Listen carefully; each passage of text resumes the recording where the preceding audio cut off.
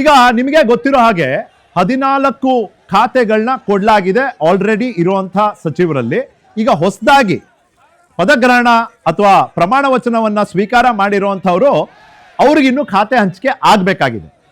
ಮುಂದಿನ ಆಯಾಮದ ಬೇಗುದಿ ಇಲ್ಲಿಂದ ಬರುತ್ತಾ ಅನ್ನೋದು ನನ್ನ ಪ್ರಶ್ನೆ. ಯಾಕೆ ಅಂದ್ರೆ ಇನ್ನ 22 ಖಾತೆಗಳು ಬಾಕಿ ಇದೆ ಹಂಚಲಿಕ್ಕೆ, ಇನ್ನ 22 ಪೋರ್ಟ್ಫೋಲಿಯೋಸ್ ಹಂಚೋದಕ್ಕೆ ಬಾಕಿ ಇದೆ.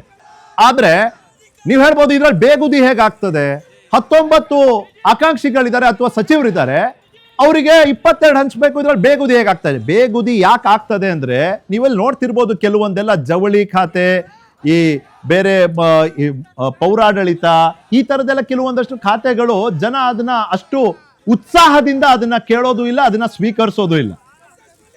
ಆದ್ರೆ ಈ 22 ಖಾತೆಗಳ ಪೈಕಿ ಒಂದು 10 ಖಾತೆಗಳಿದೆ. ಇದನ್ನ ನಾವು ಪವರ್ ಖಾತೆ ಅಂತ ಕರಿಬೋದಪ್ಪ. ಈಗಾಗಲೇ ಇರುವಂತ ಬಹುತೇಕ ಮೇಜರ್ ಪೋರ್ಟ್ಫೋಲಿಯೋಗಳನ್ನ ಮುಖ್ಯಮಂತ್ರಿಗಳು ಮೊದಲನೇ ಸಂಪುಟದಲ್ಲೇನೆ ಆಗೋಗಿದೆ. ಅದು PWD ಆಗಿರ್ಬೋದು, ಇಂಡಸ್ಟ್ರೀಸ್ ಆಗಿರ್ಬೋದು, ಜಲಸಂಪನ್ಮೂಲ ಆಗಿರ್ಬೋದು, ಹೀಗೆ ಗೃಹ ಆಗಿದೆ, IT-BT ಇದನ್ನೆಲ್ಲ ಹಂಚಾಗೋಗಿದೆ.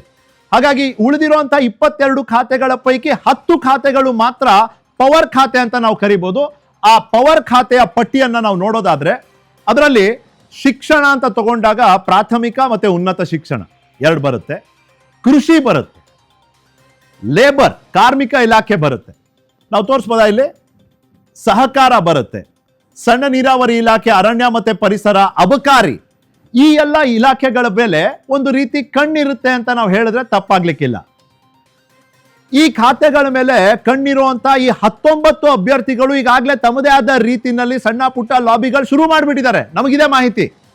ಯಾರು ಮಾಧ್ಯಮಗಳ ಮುಂದೆ ಇವತ್ತು ಹೇಳ್ತಿದ್ದಾರೆ ಜನರು ಸೇವೆ ಮಾಡೋದಕ್ಕೆ ಒಂದು ಅವಕಾಶ ಸಿಕ್ಕಿದೆ, ನಮ್ಗೆ ಅಷ್ಟೇ ಖುಷಿ, ಯಾವುದೇ ಖಾತೆ ಬಂದ್ರು ಕೆಲಸ ಮಾಡ್ತೀವಿ ಅಂತ, ಅವರೂ ಕೂಡ ನಮಗೆ ಒಂದು ಪ್ರಬಲವಾದ ಒಂದು ಖಾತೆ ಸಿಗಲಿ ಅನ್ನೋ ನಿರೀಕ್ಷೆಯಲ್ಲೇ ಇದ್ದಾರೆ. ಅದರಲ್ಲೂ ಕೆಲವರು ತಮ್ಮ ರಾಜಕೀಯ ಭವಿಷ್ಯಕ್ಕಾಗಿ ಜನರ ಮಧ್ಯೆ ಹೋಗಿ ಕೆಲಸ ಮಾಡಕ್ಕಾಗುವಂತ ಖಾತೆಗಳು ಯಾವ್ಯಾವು?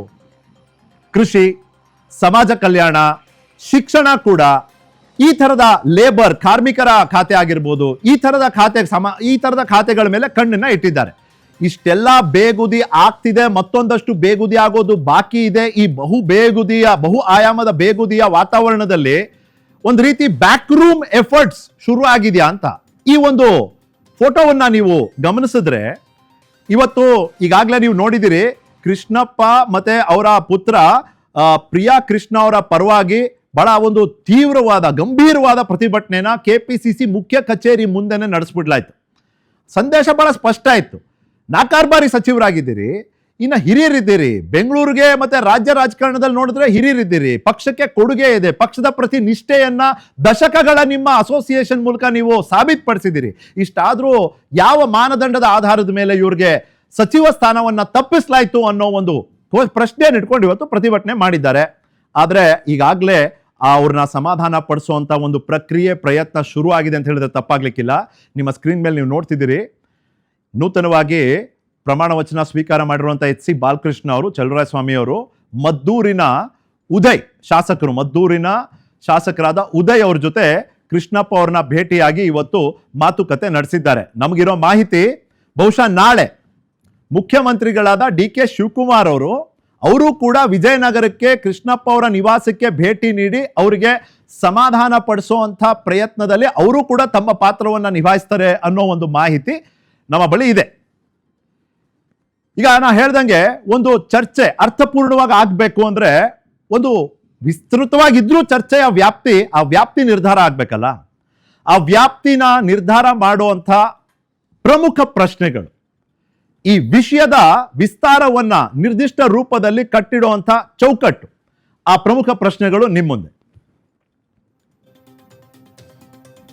ಈ ಅಸಮಾಧಾನಿತರ ಪ್ರತಿಭಟನೆಯ ಉದ್ದೇಶ ಕೇವಲ ಅಥವಾ ಕಾರಣ ನಿರಾಸೆಯ ಅಥವಾ ಬೇರೆ ಲೆಕ್ಕಾಚಾರ ಇದೆಯಾ? ಈಗಾಗಲೇ ಕೆಲವರು ವಿಶ್ಲೇಷಣೆ ಮಾಡ್ತಿರೋರು ಹೇಳ್ತಿದ್ದಾರೆ, ಯಾರ್ಯಾರು ಪ್ರತಿಭಟನೆ ಮಾಡ್ತಿದಾರೋ ಕೆಲವ್ರಿಗೆ ಒಂದು ಬಲಿಷ್ಠವಾದ ಪ್ರಬಲವಾದ ನಿಗಮ ಮಂಡಳಿ ಅಧ್ಯಕ್ಷತೆ ಯಾರು ಸಿಗಲಿ ಅನ್ನೋ ಕಾರಣಕ್ಕೆ ಇವತ್ತೇನೆ ಬಹಳ ತೀವ್ರವಾಗಿ ಬಹಳ ಸೀರಿಯಸ್ ಆಗಿ ಏರ್ ಧ್ವನಿಯಲ್ಲಿ ಪ್ರತಿಭಟನೆಯನ್ನ ಮಾಡಿ ಮಾಧ್ಯಮಗಳ ಮುಂದೆ ಹೇಳಿಕೆಯನ್ನ ಕೊಡ್ತಿದ್ದಾರೆ. ಯಾಕೆಂದ್ರೆ ಅವರ ಬಾರ್ಗೇನಿಂಗ್ ಪವರ್ ಅನ್ನ ಹೆಚ್ಚಿಸ್ಕೋಬೇಕು ಅವರು, ಆ ಕಾರಣಕ್ಕಾಗಿ ಇವತ್ತು ಪ್ರತಿಭಟನೆ ಅಂತ ಹೇಳ್ತಿದ್ದಾರೆ. ಮುಂದೆ ರಾಜೀನಾಮೆ ಬೆದರಿಕೆಯನ್ನ CM DKಶಿ ಸ್ಟೈಲ್ ನಲ್ಲೇ ನಿರ್ವಹಣೆ ಮಾಡಿಬಿಟ್ರೆ ಅದನ್ನ ನಿಭಾಯಿಸ್ಬೋದಾ ಅಥವಾ ಸಂವೇದನಾ ಸೂತ್ರ ಅನುಸರಿಸ್ಬೇಕಾ? ಈಗಾಗಲೇ ನಮಗೆ ಗೊತ್ತಿರೋ ಹಾಗೆ ಯಾರು ಕರ್ನಾಟಕ ರಾಜಕಾರಣವನ್ನ ಫಾಲೋ ಮಾಡ್ತೀರಿ, ಡಿ ಕೆ ಶಿವಕುಮಾರ್ ಅವ್ರದ್ದು ತಮ್ಮದೇ ಆದ ಒಂದು ಸ್ಟೈಲ್ ಇದೆ. ನಿನ್ನೆ ಕೂಡ ಆ ಸ್ಟೈಲ್ನ ಅವರು ಪ್ರದರ್ಶಿಸಿದ್ದಾರೆ. ಅದಕ್ಕೆ ಹಿಂಜರಿಕೆ ಏನಿಲ್ಲ. ರಾಜೀನಾಮೆ ಕೊಡ್ತಾರೆ ಅಂದ್ರೆ 2 ನಿಮಿಷದಲ್ಲಿ ನಾನು ಅಕ್ಸೆಪ್ಟ್ ಮಾಡ್ತೀನಿ ಅನ್ನೋ ಮಾತನ್ನ ಅವ್ರು ನಿನ್ನೆನೂ ಹೇಳಿದ್ದಾರೆ, ಇವತ್ತು ಕೂಡ ಹೇಳಿದ್ದಾರೆ. ಆದ್ರೆ ಕೆಲವರು ಅವರ ಪಕ್ಷದಲ್ಲೇ ಇರುವಂತಹ ಅವರ ಸಹೋದ್ಯೋಗಿಗಳು ಅವ್ರು ಹೇಳ್ತಾರೆ, ಇಲ್ಲ ನೀವು ಈ ತರ ಮಾಡಬಾರ್ದು, ಕರೆದು ಮಾತಾಡಿ ಸಮಾಧಾನ ಪಡಿಸ್ಬೇಕು, ಹಾಗೆ ಹೀಗೆ ಅಂತ. ಸಂಖ್ಯಾಬಲ ಇದೆ ರೀ, ಯಾಕೆ ತಲೆ ಕೆಡಿಸ್ಕೋಬೇಕು? 5 ಜನ ನೀವು ಬಂಡಾಯ ಹೇಳ್ತೀರಾ, ರಾಜೀನಾಮೆ ಕೊಡ್ತೀರಾ, 136ರಿಂದ 126 ಬರ್ತೀವಿ, ಇನ್ನೂ ಕಂಫರ್ಟಬಲ್ ಮೆಜಾರಿಟಿ ಇದೆ, ವೈ ಶುಡ್ ಐ ಕೇರ್ ಅನ್ನೋ ಒಂದು ಡಿ ಕೆ ಶಿವಕುಮಾರ್ ಅವರ ಸ್ಟೈಲ್ ಇಲ್ಲಿ ವರ್ಕ್ ಆಗುತ್ತಾ ಪ್ರಶ್ನೆ. 3ನೇದು, ಇನ್ನ ಜಾತಿ ಮತ್ತು ಮುಂತಾದ ಅಂಶಗಳ ಸಮತೋಲನವನ್ನ ಸ್ಥಾಪಿಸುವಂತ ಭರದಲ್ಲಿ ಆಕಾಂಕ್ಷೆಗಳ ಸಮತೋಲನ ಮರೆತು ಬಿಡ್ತಾ ಹೈಕಮಾಂಡ್. ಈಗ ವಿಶ್ಲೇಷಣೆ ಮಾಡೋರು ಬಹಳ ಚೆನ್ನಾಗಿ ಹೇಳ್ತಿದ್ದಾರೆ, ಹೇಗೆ ಅವರು ಒಂದು ಸಮೀಕ್ಷೆಯ ಆಧಾರದ ಮೇಲೆ, ಆ ಸಮೀಕ್ಷೆಯಲ್ಲಿ ಕಂಡು ಬಂದಂತ ಜನಸಂಖ್ಯೆಯ ಆಧಾರದ ಮೇಲೆ ಪ್ರಾತಿನಿಧ್ಯವನ್ನ ಗುರುತಿಸಿ ಇಲ್ಲಿ ನಿಯೋಜಿಸಿದ್ದಾರೆ ಅಂತ. SC ಸಮುದಾಯದಿಂದ ಎಷ್ಟು ಜನ ಬಂದ್ರು, ST ಸಮುದಾಯದಿಂದ, OBC ಇಂದ, ಮೈನಾರಿಟಿಯಿಂದ ಹೇಗೆ ಅವರು ಆಯ್ಕೆ ಮಾಡಿದ್ದಾರೆ ಅಭ್ಯರ್ಥಿಗಳನ್ನ ಸಮುದಾಯವಾರು, ಕಾಸ್ಟ್ ವೈಸ್ ಅನ್ನೋದನ್ನ ಬಹಳ ಚೆನ್ನಾಗಿ ವಿಶ್ಲೇಷಣೆ ಮಾಡ್ತಿದ್ದಾರೆ ಇವತ್ತು. ಆ ಒಂದು ಬ್ಯಾಲೆನ್ಸ್ ಮಾಡೋದ್ರಲ್ಲಿ ಆಕಾಂಕ್ಷಿಗಳಿದ್ರಲ್ಲ ಇವರೆಲ್ಲ, ಹಿರಿತನಕ್ಕಾಗಿ ನಾವು 6 ಬಾರಿ MLA, ನಾವು 8 ಬಾರಿ MLA, ಪಕ್ಷ ನಿಷ್ಠೆ, ಇದನ್ನೆಲ್ಲ ಮರ್ತು ಬಿಡ್ತಾ ಹೈಕಮಾಂಡ್ ಅನ್ನೋದು ಮತ್ತೊಂದು ಪ್ರಶ್ನೆ. ಇಷ್ಟೆಲ್ಲ ಬೆಳವಣಿಗೆ ನಡುವೆ ರಾಜ್ಯಕ್ಕಾಗಿ, ತಮ್ಮ ರಾಜಕೀಯಕ್ಕಾಗಿ ವಿರೋಧ ಪಕ್ಷದ ನಡೆ ಮತ್ತೆ ನಿಲುವೇನು? ಅಂದ್ರೆ ಆಡಳಿತ ಒಂದ್ ರೀತಿ ಕುಂಠಿತ ಆಗ್ಲಿಲ್ವಾ? ಅಷ್ಟಕ್ಕೂ ನಾವು ಹೇಳೋದೇನು ಅಂದ್ರೆ, ಯಡಿಯೂರಪ್ಪನವ್ರನ್ನ ಮೋರ್ ದೆನ್ 1 ಮಂತ್ ಒಬ್ಬರನ್ನೇ ಇಟ್ಟು 1 ಮ್ಯಾನ್ ಕ್ಯಾಬಿನೆಟ್ ಆಗಿ ಸರ್ಕಾರ ನಡೆಸ್ಲಿಕ್ಕೆ ಅವತ್ತು ಕಾಂಗ್ರೆಸ್ ಬಿಟ್ಟಿರ್ಲಿಲ್ವಾ? ಇವತ್ತು ಬಿಜೆಪಿ ಬಿಡ್ಬೇಕಾ? ನಾನು ನಿನ್ ಬೆನ್ ಕೆರಿತೀನಿ, ನೀನು ನನ್ನ ಬೆನ್ ಕೆರಿ ಅನ್ನೋ ಒಂದು ವ್ಯವಸ್ಥೆ ಆಗ್ಬಿಟ್ಟಿದ್ಯಾ ರಾಜ್ಯ ರಾಜಕಾರಣದಲ್ಲಿ. ನಾವು ನೀವು ಕೇಳ್ಬೇಕಲ್ರಿ, ಆಡಳಿತ ಬೇಕಾಗಿರೋದು ನಮಗೆ. ಸೊ ಈ ಪ್ರಶ್ನೆ ಕೇಳ್ತೀನಿ, ಈ ಪ್ರಶ್ನೆಗೆ ಉತ್ತರ ಕೊಡ್ಲಿಕ್ಕೆ ನನ್ನ ಜೊತೆ ಇದ್ದಾರೆ ಕಾಂಗ್ರೆಸ್ಸಿನ ವಕ್ತಾರರು. ನಮಸ್ಕಾರ ಫೌಜ್ದಾರ್ ಅವರೇ, ಸ್ವಾಗತ ನಿಮ್ಗೆ. ನಮಸ್ಕಾರ. JDS ನ ವಕ್ತಾರರಾದ ನಾಗೇಂದ್ರ ಅವರಿದ್ದಾರೆ, ಹಿರಿಯ ಪತ್ರಕರ್ತರು ವಿನಾಯಕ್ ಭಟ್ ಅವರಿದ್ದಾರೆ. ನಮಸ್ಕಾರ ವಿನಾಯಕ್ ಭಟ್. ಇನ್ನ ಬಿಜೆಪಿಯ ವಕ್ತಾರರಾದ ಗೋವಿಂದ ರಾಜು ಅವರಿದ್ದಾರೆ. ನಮಸ್ಕಾರ. ಥ್ಯಾಂಕ್ ಯು ನಿಮ್ಮೆಲ್ರಿಗೂ ನಿಮ್ಮ ಸಮಯಕ್ಕಾಗಿ. ಭಟ್ರಿಂದಾನೇ ಶುರು ಮಾಡೋಣ ಅಂತ. ಅಂದ್ರೆ ಈ ರೀತಿ ಆಗೋದಾಗ ಭಟ್ರೆ, ನಾನು ಬರ್ತೀನಿ, 4 ಪ್ರಶ್ನೆ ಏನ್ ಕೇಳಿದೆ ಅದರ ವ್ಯಾಪ್ತಿಯಲ್ಲೇ ಮತ್ತೊಂದು ಪ್ರಶ್ನೆ ಇದೆ. ಈ ರೀತಿಯ ಒಂದು ಡಿಲೇಡ್ ಸೊಲ್ಯೂಷನ್ 3-4 ದಿನ ನಡೀತದೆ ಈ ತರ ಅಂದಾಗ, ಇದು ಬಲಹೀನ ಅಂತ ಯಾರನ್ನು ತೋರಿಸ್ತದೆ? ರಾಜ್ಯ ನಾಯಕತ್ವನ ಅಥವಾ ಹೈಕಮಾಂಡ್?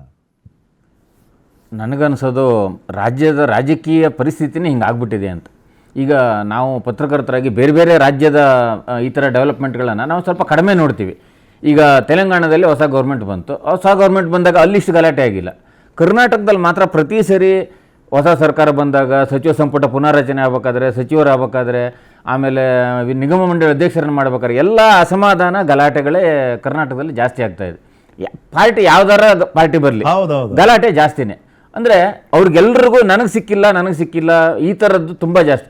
ಎಲ್ಲರೂ ಈಗ ಇಷ್ಟು ಗಲಾಟೆ ಮಾಡೋದು ಯಾವುದಕ್ಕೋಸ್ಕರ? ಜನರ ಹಿತಕ್ಕೋಸ್ಕರ ಇವ್ರು ಯಾರು ಗಲಾಟೆ ಮಾಡ್ತಾ ಇದ್ದಾರೆ? ಯಾರೂ ಇಲ್ಲ. ಎಲ್ಲ ಅವರವರ ಅಧಿಕಾರಕ್ಕೋಸ್ಕರನೇ ಎಲ್ಲರೂ ಮಾಡ್ತಾ ಇರೋವಂಥ ಗಲಾಟೆಗಳು ತುಂಬ ಜಾಸ್ತಿ. ಕರ್ನಾಟಕದಲ್ಲಿ ಒಂದು ಸಂಸ್ಕೃತಿ ಥರ ಇದು ಬೆಳೆದೋಗ್ಬಿಟ್ಟಿದೆ ಅಸಮಾಧಾನ ಅನ್ನೋದು. ಈ ಸರಿ ನೀವು ಆವಾಗಲೇ ಹೇಳ್ದಾಗೆ ಅವ್ರಿಗೆ ಏನು ಮೊದಲನೇದಾಗಿ ಈಗ ಬಹುಮತ ಬೇಕಾದಷ್ಟಿದೆ. ಎರಡನೇದಾಗಿ ಯಾವ ಶಾಸಕರು ಕೂಡ ರಾಜೀನಾಮೆ ಕೊಟ್ಟು ಚುನಾವಣೆಗೆ ಹೋಗೋ ಪರಿಸ್ಥಿತಿನಲ್ಲಿ ಇಲ್ಲ ಈಗ. ಯಾಕಂದರೆ ಇನ್ನು 1.5 ವರ್ಷಕ್ಕೆ ವಾಪಸ್ ಮತ್ತೆ ಚುನಾವಣೆ ಬರುತ್ತೆ. ಅವರು ಹೋಗಿ ಇಲೆಕ್ಷನ್ ಆಗಿ ಮತ್ತೆ ವಾಪಸ್ ಬಂದರೆ ಮತ್ತೆ ಇಲೆಕ್ಷನ್ಗೆ ಹೋಗ್ಬೇಕು. ಸೊ ಯಾರು ಆ ಹಂತ ಹೋಗೋದಕ್ಕೆ ಯಾರೂ ರೆಡಿ ಇಲ್ಲ ಶಾಸಕರು. ಹಾಗಾಗಿ ಆ ಕಾನ್ಫಿಡೆನ್ಸು ಈ ಸರ್ಕಾರಕ್ಕಿದೆ. ಅರ್ಥ ಆಯ್ತಾ? ಹಾಗಾಗಿ ಅವರು ಖಂಡಿತ ಈ ಥರದ ಏನು ಈ ಹೋರಾಟಗಳಿಗೆ ಅವರು ಏನೋ ಬಗ್ತಾರೆ ಅಂತ ನನಗನ್ಸಲ್ಲ. ಬಟ್ ಇದೊಂದು ಭಾಳ ಕೆಟ್ಟ ಸಂಸ್ಕೃತಿ ಕರ್ನಾಟಕದಲ್ಲಿ ಬೆಳೀತಾ ಇದೆ. ಎಲ್ಲ ಪಕ್ಷದಲ್ಲೂ ಬೆಳೀತಾ ಇದೆ. ಎಲ್ಲ ಸರ್ಕಾರಗಳಿದ್ದಾಗ ಇದು ಆಗೋಗಿದೆ. ಅದರಿಂದಾಗಿ ಏನಾಗುತ್ತೆ ಅಂತಂದರೆ, ಸರ್ಕಾರದ ಕೆಲಸಗಳು ಸರಿಯಾಗಿ ನಡೀತಾ ಇದ್ರು ಕೂಡ ಜನರಿಗೆ ಈ ಸರ್ಕಾರದಲ್ಲಿ ಬರೀ ಈ ಥರದ್ದೇ ನಡೀತಾ ಇದೆ, ಏನು ಕೆಲಸಗಳಾಗ್ತಾ ಇಲ್ಲ, ಆ ಥರದ ಭಾವನೆ ಜನರಿಗೆ ಬರೋಕ್ಕೆ ಸ್ಟಾರ್ಟ್ ಆಗುತ್ತೆ ಇದರಿಂದಾಗಿ. ಅದಕ್ಕೆ ಕೇಳಿದೆ, ಇಲ್ಲಿ ಬಲಹೀನರು ಯಾರಾಗ್ತಾರೆ ಜನರ ದೃಷ್ಟಿಯಲ್ಲೇ ನಾನು ಕೇಳ್ತಿರೋದು? ಬಲಹೀನರು ಲೋಕಲ್ ಲೀಡರ್ಶಿಪ್ ಅಥವಾ ಸೆಂಟ್ರಲ್ ಲೀಡರ್ಶಿಪ್? ನನಗೆ ಅನ್ಸೋದು ಬಲಹೀನರು ಪಾರ್ಟಿ ಆಗುತ್ತೆ. ಇದನ್ನ ಈ ಹೋರಾಟ ಮಾಡೋರು ಯೋಚನೆ ಮಾಡಬೇಕು. ಇನ್ನು 1.5 ವರ್ಷಕ್ಕೆ ಇವ್ರು ವಾಪಸ್ ಇಲೆಕ್ಷನ್ಗೆ ಹೋಗಬೇಕು. ಇಂಥ ಸಂದರ್ಭದಲ್ಲಿ ಇವರಿವರ ಖಾಸಗಿ ಹಿತಾಸಕ್ತಿಗೆ ಅಧಿಕಾರಕ್ಕೋಸ್ಕರ ಇವ್ರು ಹಿಂಗೆ ಮಾಡಿದ್ರೆ, ನಾಳೆ ವಾಪಸ್ ಕಾಂಗ್ರೆಸ್ ಬಂದಿಲ್ಲ ಅಂತ ಅನ್ಕೊಳ್ಳಿ, ಇಲೆಕ್ಷನ್ಗೆ ಹೋಗಬೇಕು. ಇಲೆಕ್ಷನ್ಗೆ ಹೋದಾಗ ಜನರಿಗೆ ಇದರಿಂದಾಗ ಅಸಮಾಧಾನ ಆಗಿ ನೀವು ಬೇಡಪ್ಪ ನಿಮಗೆ ನಾವು ಓಟ್ ಹಾಕಿದ್ರೆ ನೀವು ಬರೀ ಹೊಡೆದಾಟ ಮಾಡ್ತೀರಾ ಅಂತ ಇನ್ನೊಬ್ರಿಗೆ ಕೊಟ್ಟರೆ ಅವರು ಹೊಡೆದಾಟ ಮಾಡ್ತಾರೆ, ಅದು ಬೇರೆ ಪ್ರಶ್ನೆ. ಆದರೆ ಜನರ ಮನಸ್ಸಲ್ಲಿ ಈ ಭಾವನೆ ಬಂದರೆ ಆಗ ನಷ್ಟ ಯಾರಿಗೆ? ಜನರಿಗೆ ಮತ್ತೆ ಪಕ್ಷಕ್ಕೆ. ಪಕ್ಷಕ್ಕೆ ಮೊದಲನೇದಾಗಿ ಜನರ ಪಕ್ಷದ ನಷ್ಟ, ಮೂಲಕ ಇವ್ರಿಗೂ ಆಮೇಲೆ ಆಗುತ್ತೆ. ಪಕ್ಷನೇ. ಪಕ್ಷದ ಮೂಲಕ ಇವ್ರಿಗೂ ಆಗುತ್ತೆ. ಇವ್ರಿಗೆ ಈಗ ಯಾರ್ಯಾರು ಹೋರಾಟ ಮಾಡಿದ್ರೆ ಅವ್ರಿಗೂ ಆಗುತ್ತೆ. ನಾಳೆ ಪಕ್ಷ ಬಂದಿಲ್ಲ ಅಂತಂದ್ರೆ ಇವ್ರಿಗೂ ಆಗುತ್ತೆ. Absolutely. ಅದನ್ನ ಯಾವ ನಾಯಕರು ಅರ್ಥ ಮಾಡ್ಕೋತಾ ಇಲ್ಲ.